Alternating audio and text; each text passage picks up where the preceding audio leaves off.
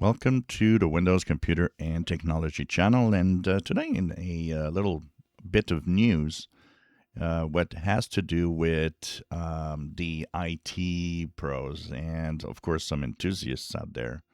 Of course, many of you know that the professional and the enterprise versions of Windows has the group policy editor, and there's, of course, group policy profile that can be done. And so in there, you can look at different configurations and different things. And of course, it can also help you when you need to focus on maybe a crash or something that's happening. And you get error messages there that will show up, and often with the information of what happened, where it did it happen, what's missing, what's wrong.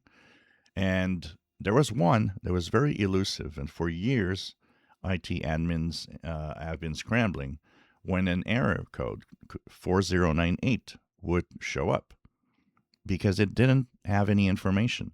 It would pop up, there's something happening, you don't know what. So other tools needed to be used to find what is wrong. And so Microsoft today has announced that they made a little change, and that new error message or ID message will actually happen now.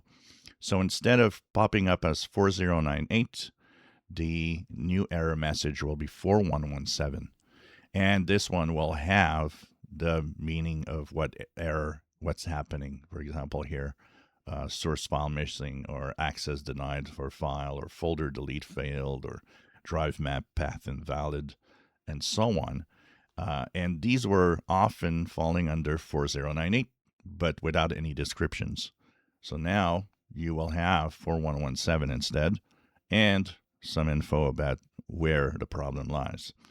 Now, Microsoft says 4098 might still pop up from time to time, as they are not removing it completely yet for compatibility issues.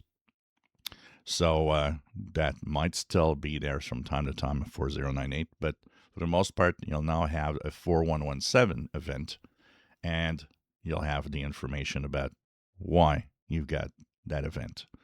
So we'll be a little more clear now if you have these error message on PCs for IT admins and some enthusiasts out there.